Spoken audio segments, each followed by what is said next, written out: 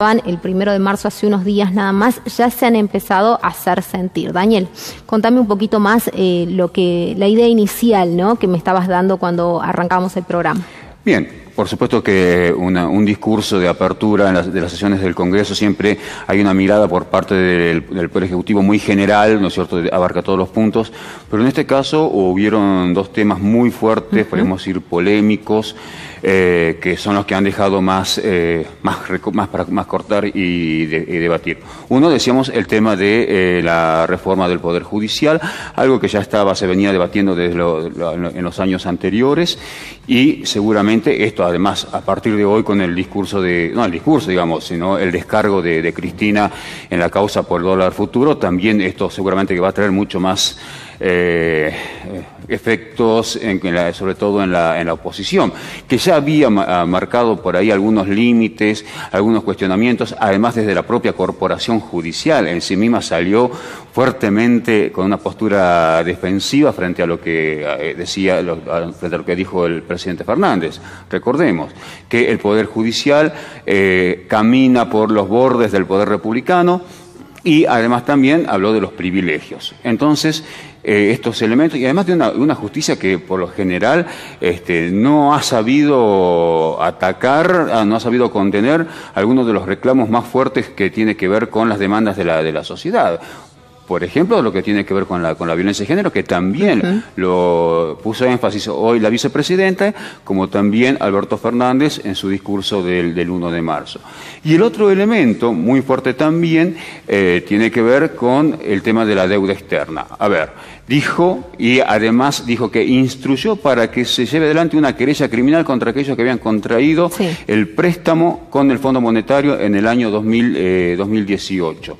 Que además, esto también lo terminan reconociendo fuentes muy cercanas a la propia oposición, esos 44.000 millones de dólares se fugaron. Entonces, esto también es un tema que va a demandar una investigación y que va a demandar un debate político. En todo caso, tanto en el tema justicia como en el tema Fondo Monetario, lo que hay es claramente va a quedar en la mira el accionar de lo que es actualmente el Juntos por el Cambio. Mira, cuando se contrae este préstamo, que era alrededor de 54.000 millones de dólares, ¿no es cierto?, ya en ese año se habían fugado 36.000 millones de dólares. Con lo cual, uno termina pensando que ¿para qué contraer una deuda si lo que había que hacer era frenar el drenaje de dinero, de capitales hacia afuera? No había tal necesidad. Y en los 4 años del gobierno macrista se fugaron 86.000 millones de dólares. Por lo tanto, sumado a ese préstamo que también es dinero que no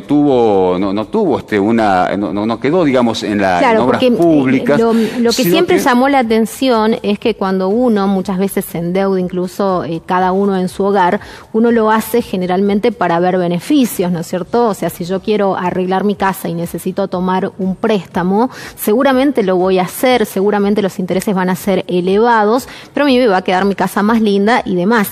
Acá no pasó, claro, en lo macro, a nivel país, no hemos visto a dónde han ido a parar esa cantidad de millones de dólares que se tomaron como deuda y que en ese momento se hablaba de una deuda que se iba a pagar en los próximos 100 años, ¿no?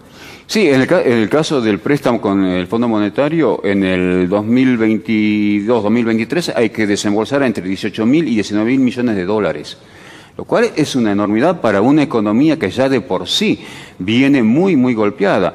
El año pasado la caída de la economía a nivel global fue prácticamente del 11%. Algunos países como España cayó el 10%, en Estados Unidos el 4 o 5%, Argentina cayó el 10%. Pero esto tiene que ver también con el arrastre de la crisis, ¿sí? Una crisis que hereda el gobierno nacional de lo que había sido la recesión macrista, con lo cual eso agravó los indicadores no solamente económicos, sino también sociales. Para fines del año pasado teníamos un 40% de pobreza. Entonces, es un paquete realmente explosivo, dramático, porque estamos hablando de prácticamente la mitad de la población con serios problemas de supervivencia, ya no solamente de trabajo. Por lo tanto, esto es lo que se comienza a debatir, esto es lo que se está debatiendo ya en cuanto a las políticas. Ahora, ¿qué rol tiene la justicia, ¿no? Porque la causa dólar futuro es una causa que para muchos está incluso hasta mal armada, digamos, no tiene mucho sentido, ¿no?, hacer esto cuando sabemos que quienes habían hecho esos ahorros en dólares justamente no eran o no pertenecían a la gestión anterior. Entonces, digo, desde ahí ya hay como ciertas incoherencias, pero sí la justicia no acciona en muchas otras situaciones. Creo que los años de corrupción, presidentes que se mueren sin dar demasiadas explicaciones, sin quizás tener realmente, ¿no?, de alguna manera algún fallo judicial importante,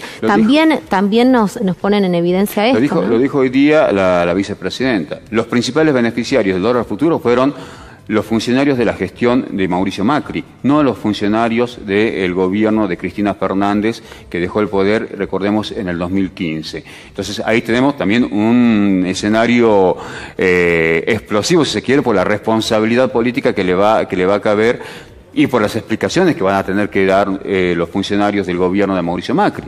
Lo mismo en el caso de la deuda contraída con el Fondo Monetario Internacional, que a su vez también dentro del propio Fondo Monetario Internacional esto ha generado mucho ruido, una crisis, ha exectado de sus funciones a diversos funcionarios técnicos y políticos también del fondo.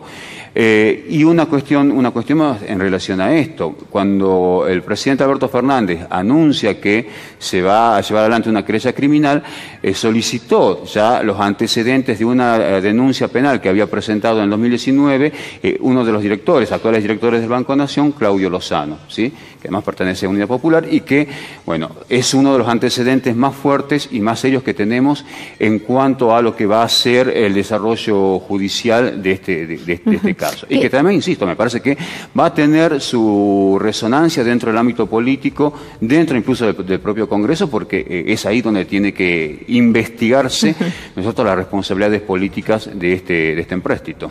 Bueno, ¿y cómo analizás lo que pasó hoy, no? Porque de alguna manera también todas las miradas estuvieron puestas ahí. Hubo una transmisión que se dio a través de las redes, que si no me equivoco YouTube lo transmitió en vivo, ¿no? Se lo podía ver de esa manera a través de esa plataforma y por ende hubo una convocatoria enorme de gente en horario laboral visualizando, aquellos que apoyaban, aquellos que cuestionaban. Twitter estalló, digamos, o sea, ha tenido un alto impacto esta salida en consonancia con lo que vos decías, especificaba Alberto Fernández el lunes. Sí, además dentro de una postura que siempre fue notorio en la vicepresidenta, digamos, lo que tendría que haber sido una cuestión de defensa de ella terminó poniendo, ¿no es cierto?, en cuestión la responsabilidad de la propia justicia. Es decir, señaló a los jueces como responsables de todo lo que fue el descalabro económico y político, y es más, lo dice claramente, ustedes hicieron que Mauricio Macri gane las elecciones. Claro, tal cual. Bueno, esto tiene que ver también, vuelvo al discurso de Alberto Fernández. Claro, ustedes permitieron ese endeudamiento, ustedes permitieron, digamos, tomar esa deuda justamente para conseguir la reelección, una reelección que ni siquiera de esa manera se da, ¿no? Sí, fue marcando algunos elementos muy dramáticos y a veces también hasta ridículos.